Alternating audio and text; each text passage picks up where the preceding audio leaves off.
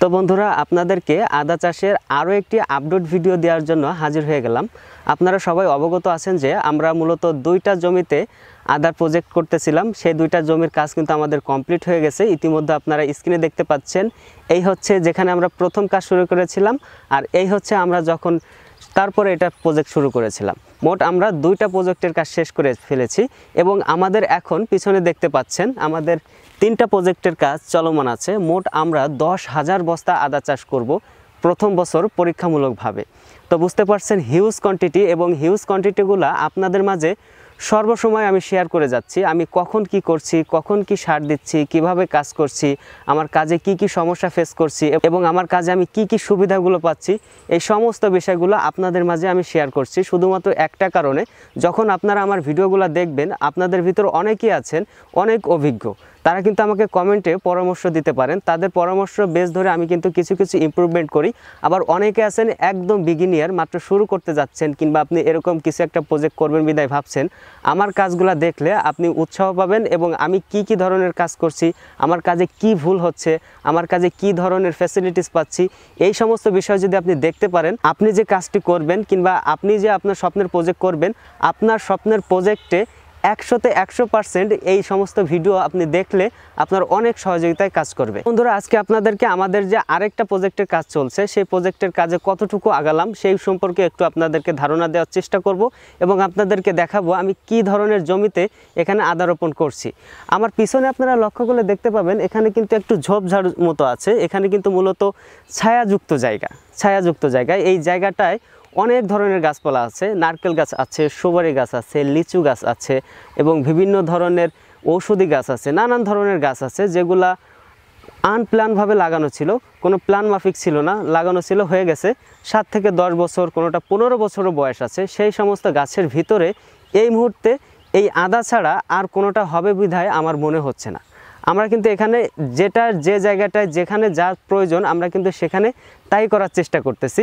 তো বন্ধুরা, কথা বাড়াবো না, আপনাদেরকে একটু দেখাবো যে আমি কিভাবে এখানে প্রথমত বস্তাগুলো সাজালাম। এই জমিতে এক একটা জমিতে কিন্তু এক এক রকমভাবে বস্তা সাজানো লেগেছে।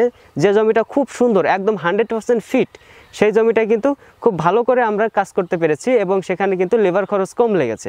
আবার যে জমিটা একটু আনফিট, সেখানে কিন্তু ফিট করতে আপনার বিভিন্ন ধরনের কাজ করে, আপনার আরও আনুষঙ্গিক অনেক কাজ করে আমাদের কিন্তু লেবার খরচ বেশি পড়ে যাচ্ছে, এবং বেশি পড়ার ভিতরেও আমরা কীভাবে করতে পারছি সেগুলো আপনাদেরকে দেখানোর চেষ্টা করব। কারণ রিসেন্টলি যে ভিডিওগুলো আমি আপলোড করছি, ভিডিওগুলোতে আপনারা প্রচুর পরিমাণ রেসপন্স করছেন এবং নানান ধরনের মানুষ নানানভাবে মন্তব্য করছেন যে ভাইয়া শুরু থেকে শেষ পর্যন্ত দেখেন শুরু থেকে শেষ পর্যন্ত দেখাইতে পারি, কিন্তু 10,000 বস্তা তো হিউজ কোয়ান্টিটি। কাজের প্রেশারে নিয়মিত ভিডিও আপলোড করতে পারছি না। আমি চেষ্টা করব প্রয়োজনীয় যে সমস্ত পার্টগুলো আছে সেগুলো আপনাদের মাঝে শেয়ার করার জন্য। তো বন্ধুরা, চলেন প্রথমত আমরা আমাদের প্রজেক্টের যে অল্পটুকু কাজ শুরু করেছি সেটা একটু দেখে আসি। দেন আপনাদের সঙ্গে কিছু আনুষঙ্গিক কথা বলবো যা আপনাদের আদা চাষে অনেক অনেক অনেক অনেক হেল্প করবে, এবং যারা আপনারা ভাবছেন আদা চাষ করবেন তাদের জন্য বিশাল বড় একটা অপরচুনিটি হয়ে যাবে। তো চলুন আমরা প্রথম থেকে এই প্রজেক্টের যেভাবে বস্তাগুলো সাজিয়েছি এগুলো একটু দেখে আসি। বন্ধুরা, দেখতে পাচ্ছেন এখানে হচ্ছে আমাদের লিড পয়েন্ট। মূলত এখান থেকে আমরা মাটি সংগ্রহ করে এখান থেকে বস্তা ভরে দেন আমরা কিন্তু আমাদের যে প্রজেক্ট আছে প্রজেক্টের আমরা কিন্তু এইভাবে সাজিয়ে ফেলছি। মূলত যে কোনো একটা জায়গায় আপনার মাটি স্তূপ করে রাখতে হবে, সেখান থেকে মাটি আপনি নিয়ে যেতে পারবেন। আমরাও কিন্তু সেরকম করেছি। এখানে আমাদের হিউজ পরিমাণের মাটি ছিল, সেই মাটিগুলো এখান থেকে সুন্দর করে সার ওষুধ মিশিয়ে এখান থেকে বস্তাগুলো রেডি করে দেন আমি লিভার দিয়ে ওই কোনায় নিয়ে গেছি। আবার ওইদিকে কিছু দেখতে পাচ্ছেন ওদিকে রেখেছি, আবার ওইদিকে আবার দেখতে পাচ্ছেন যে মাটি কাটা আছে, ওইখানকেও কিন্তু এরকম ঝুরঝুরে মাটি করে দেন আমি এখানে কাজ করাবো। দেখেন আমি কিভাবে বস্তাগুলো সাজিয়েছি। মূলত এই পাশ দিয়ে আমি দিয়েছি 2টা লেয়ার করে, দেখতে পাচ্ছেন এই পাশ দিয়ে আমি 2টা লেয়ার করে দিয়েছি, আবার এই পাশ দিয়ে আমি 2টা লেয়ার করে দিয়েছি, আবার মাঝে মাঝে 3টা লেয়ার করে দিয়েছি। কারণ আমার যে জায়গাটা আছে এই মুহূর্তে এখানে, এই জায়গাটা কিন্তু আনফিট একটা জায়গার কোনো একদম সঠিক কোনো হিসাব নাই, কিংবা সঠিক কোনো সুন্দর মেজরিটি নাই, একদম এলোমেলো একটা জায়গা। সেই এলোমেলো জায়গাকে সুন্দরভাবে যতটুকু করা যায় ততটুকু করেই কিন্তু আমি এখানে কাজ করাচ্ছি। এই যে দেখতে পাচ্ছেন এখানে আমি কিন্তু 3টা লেয়ার করে দিয়েছি। আর এই যে দেখেন মাটি ভরার পরিমাণটা দেখেন, অনেকে মাটি কম দেন, ঠিক আছে, মাটি কিন্তু কম দেওয়া যাবে না, মাটি একদম পরিমাণ মতো দিতে হবে। আবার অনেকে করেন মাটি একদম বেশি দেন, ঠিক আছে, মাটি বেশি দেওয়া যাবে না, কারণ একটা গাছের যতটুকু খাবার প্রয়োজন তার থেকে সে কিন্তু বেশি খাবে না। এবং মাটি যদি আপনি বেশি দেন সেই ক্ষেত্রে আপনার ওই মাটিটার লেবার খরচ অপচয় হবে, সেই মাটিতে যে সার যাবে সেটা অপচয় হবে, এই ধরনের বিষয় আছে। এই ধরনের এই বিষয়গুলো হচ্ছে সিক্রেট, এই জন্য মানুষ হচ্ছে ভুল করে, যার কারণে মানুষের কস্টিং লেভেলটা বেড়ে যায়। তো বন্ধুরা দেখতে পাচ্ছেন এখানে কিন্তু আমরা আবার দুইটা করে দিয়েছি। আর এবং সর্বপ্রথম আপনার একটা জিনিস মাথায় রাখতে হবে যে এই মাঝখান দিয়ে যে আপনি যাবেন, যাওয়ার পথটা কিন্তু খুব সুন্দর করে রাখতে হবে, ঠিক আছে। আবার এই যে এখানে দেখতে পাচ্ছেন যে আমরা মাঝখানে নারকেল গাছ আছে, ঠিক আছে। এই নারকেল গাছটা কিন্তু এখানে ছায়া দেবে, যার কারণে গাছগুলা কিন্তু রোদে ঝলসে যাবে না। আরও সামনের দিকে আগালে দেখতে পাবেন যে এখানকার পরিস্থিতিটা কেমন।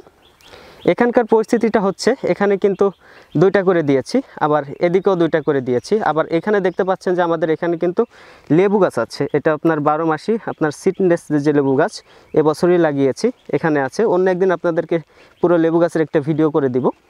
এই যে এখানে দেখতে পাচ্ছেন এই যে লেবু গাছ আছে। আর এদিকে দেখতে পাচ্ছেন যেখানে চৈঝাল গাছ লাগানো আছে, চৈঝাল গাছের আরও একটা ভিডিও আপনাদের করে দিব।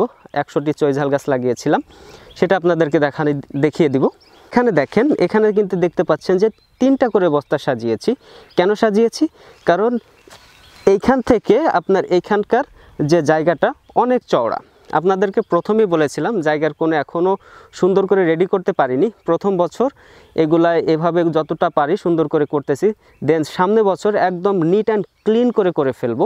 আর এইখানে যে জমিটা দেখতে পাচ্ছেন এখানেও কিন্তু আমাদের বিশাল একটা প্রজেক্ট হবে, সেখানকার কাজ চলমান আছে। যখন কাজ শুরু করব আপনাদেরকে ইনশাল্লাহ দেখিয়ে দেওয়ার চেষ্টা করব।